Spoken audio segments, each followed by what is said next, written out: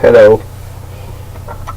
In this video I would like to talk about voting or elections and why society problems or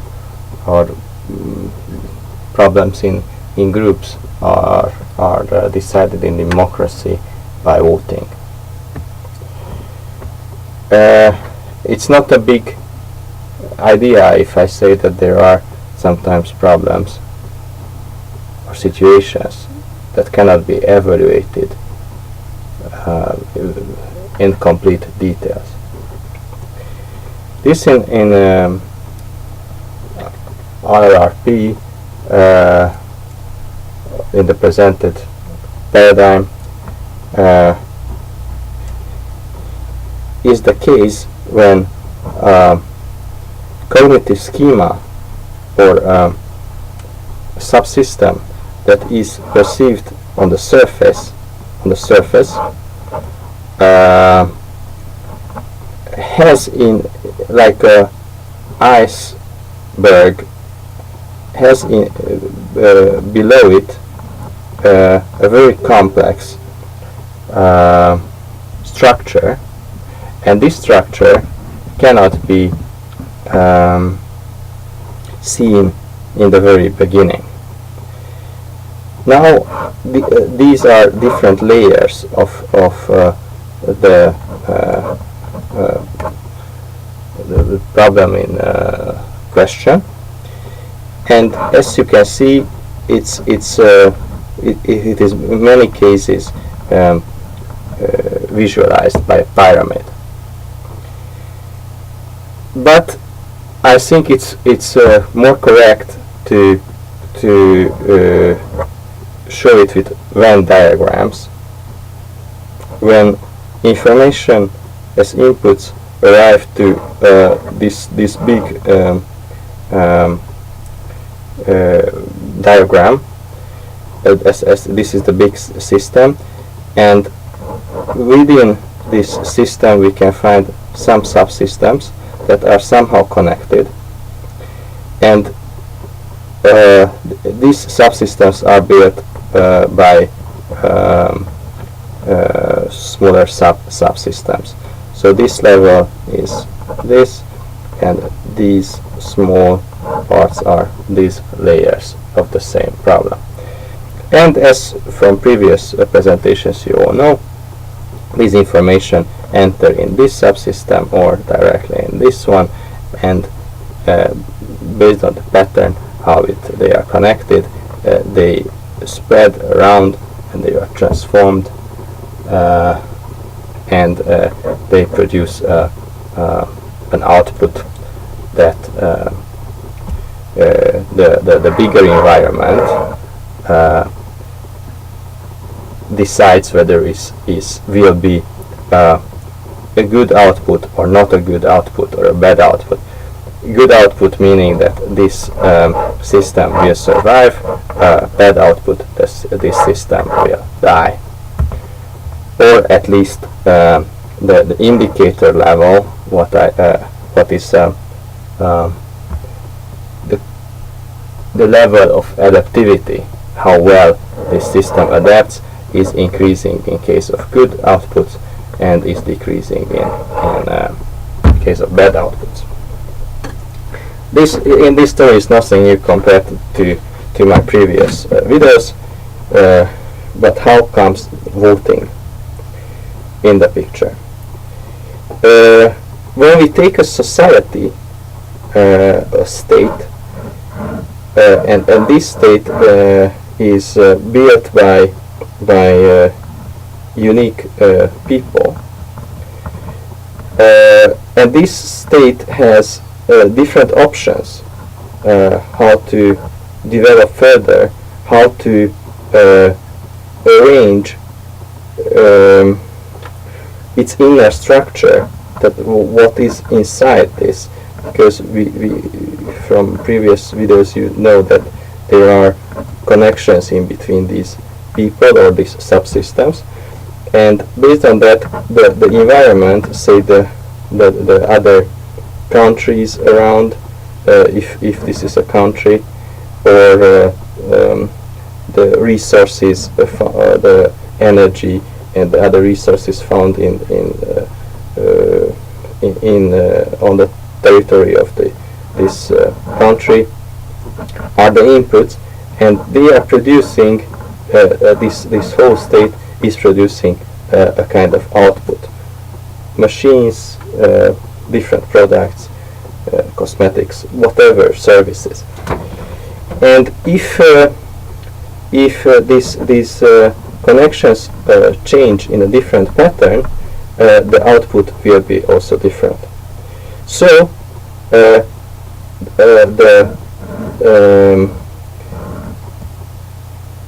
this system, this country itself, has a leading team that is defining and restructuring and changing the internal connections of the subsystems within this country, and this is what we are calling government. And by properly changing this, can be smaller or bigger changes, big restructuring in case, for example, when a country goes from dictatorship to democracy, or changes from royal, how's it called, from kingdom to republic, monarchy to republic. So there can be big changes, and that's what we call revolution, when many of these connections are seized, and very new ones, and very in the history not existing ones are created. Or there can be very small changing the details and changing the very small connections, in case of for example, the United States, where the economy works quite well, and there are only few, and the democracy is working well, and whatever. So you have to make only a few changes to be even better. This government is something that is on this level. From the country's management point of view, because the country has to be managed, and the managers of the country is the governing party.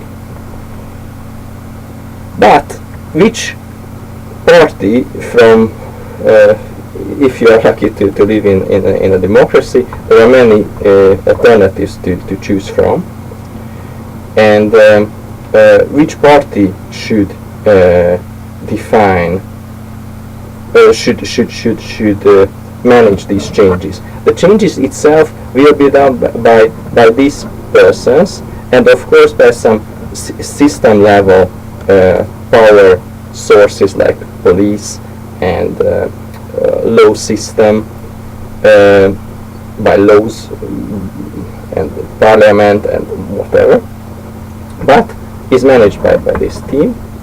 So these parties, each and every one, in their programs and the election programs, they are proposing different outputs. Output 1, output 2, output 3. This one says that I would like to have a country which is very good to live in. This one proposes output number 2, that promises very prosperous economics. This one says that it will be very low level of crime, and whatever. They are putting different emphases on different things, and meanwhile they are also suggesting different structures for the society, the internal structure of the society, by their programs. Because it's not enough to define the goals that they would like to reach, but they, in optimal cases, they also define the way how they would like to reach this. But by specifying what kind of changes they do in the society. And as we know from history, in classical old ages, these parties didn't have other options than to do a kind of fight against each other, or to show power, and the more powerful has won, and the country has changed in, let's say that this was the most powerful, then it has changed how they wanted, and the output number 2 has been produced. Nowadays there is the voting, what is the very basic, very, I would say, primitive, a very simple way of choosing between 2 or more options in case of a very complex question.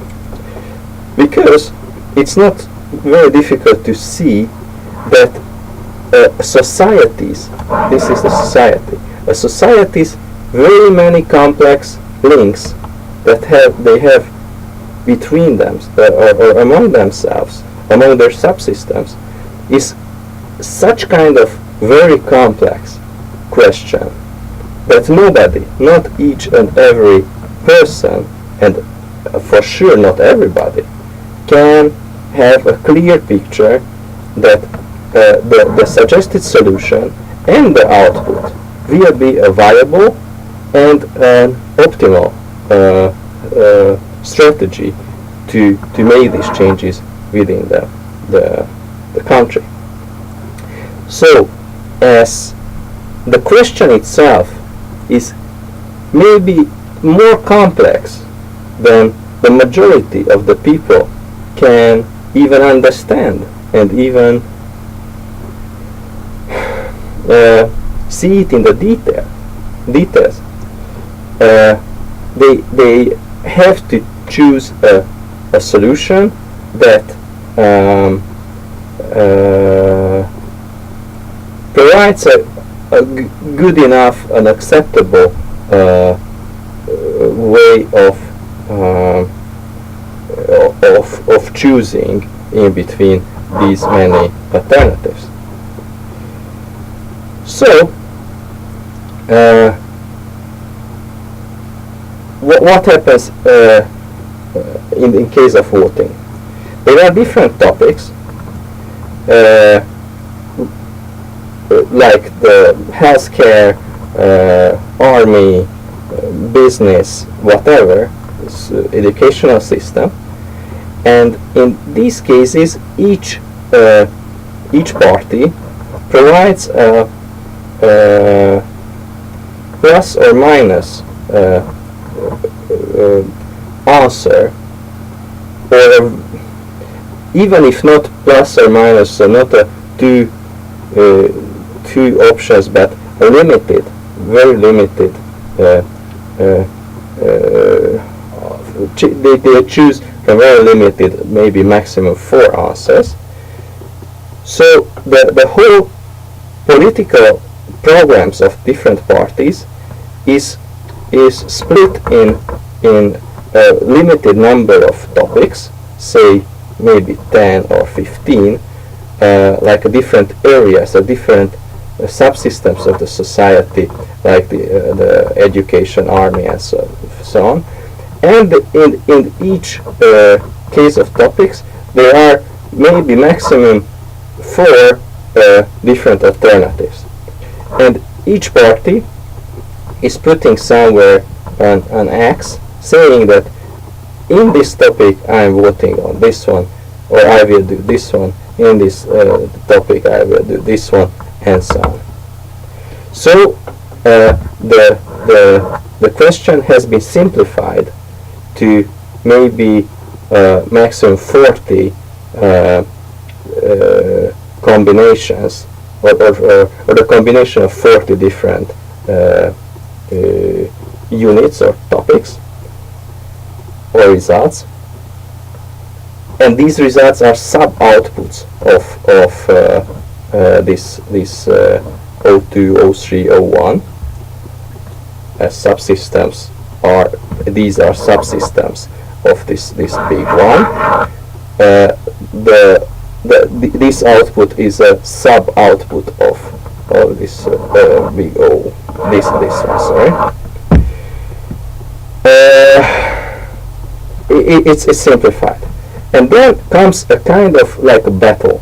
When you see a big classical battle in movies, you see that there are many soldiers on one side and many other soldiers on the other side. And these soldiers at the specified sign, they start to go, and they somehow neutralize each other. So if this is plus and this is minus, then in the battlefield there will be very many zeros, because this one will kill this one, or they will kill each other. Maybe from very high level we can say that they are neutralizing each other, and these people will kill each other. And finally, that one will win, that army will win from out of these two that has more soldiers. And now we of course forgot the strategy, or we didn't take into account the strategy and the tactics, just the numbers of the size of the armies. And we did so because in case of very complex questions like this one, we have to simplify and simplify and simplify again the solution, because we cannot vote that I would like this one and the other one wants this one, because one party, maybe there is no party that has this exact pattern that you would like to have. So, and maybe you have a fifth alternative or a sixth alternative, and something, one more level is important for you. So if you still take the complexity into the picture, you don't want to decrease the complexity of this question, then there will be never an acceptable and accepted result. So you are simplifying and simplifying again and simplifying again. You forget about different alternatives. You forget about strategies used by these two armies. You forget about tactics used by these armies. And at the end, nothing else remains than the numbers. This has X soldiers. This one has Y soldiers. And at the end, the question is, which one is bigger, X or Y? X is bigger than Y, then X won. If X is smaller than Y, Y won. And that's it. So the direction, at least from the limited numbers of the outputs and the alternatives, is chosen, and the whole big society accepts that they will go in the direction what they had. And the what the whole video is about the idea that voting is not else than measuring the size of these two armies, and then deciding which one is the bigger, sorry, this X or Y is which one is the biggest. And of course the novelty of in this video is that in all the cases, and even in our brain, and whenever we as individuals, groups or countries meet too complex or unhandleable sufficiently complex, that a problem that is too complex to be handled, then we do this simplification. We do these steps to go for more simple and simple way of decision. First, we forget about, we try to neglect the not very important alternatives. Then we try to forget how our cognitive schemas, these small pieces of knowledge, they can fight with each other, and at the end nothing else remains than we are collect the pros and contras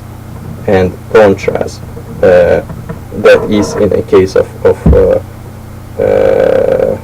one specific topic. So I don't want to say that this is a good solution.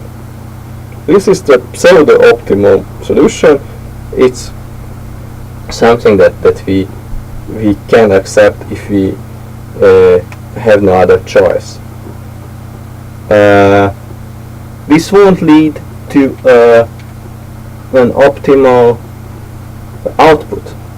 So it's not true that if with democracy and voting we will choose a party from here that will provide the best output for us, that is increasing our indicator level, meaning that our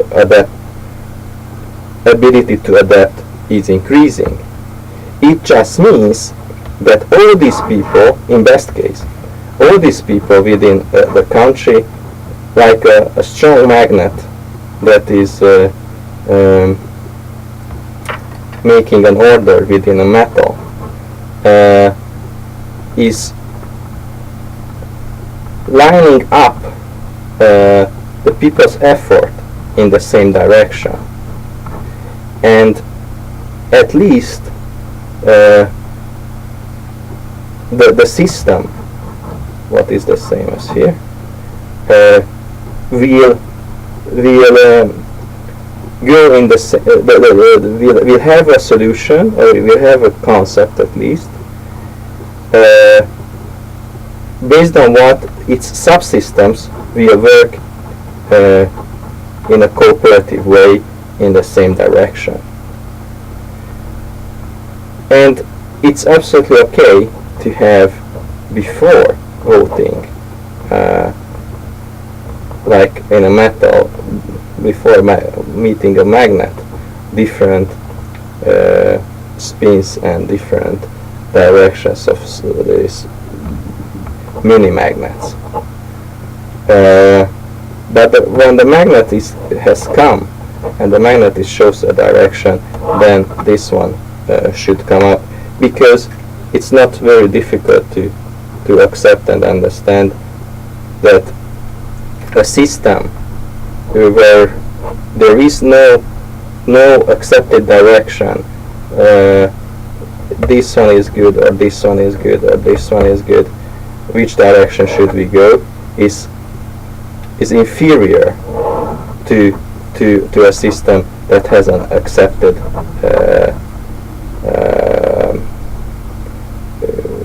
main direction wants to go. So just by aligning or aligning efforts, the indicator level of this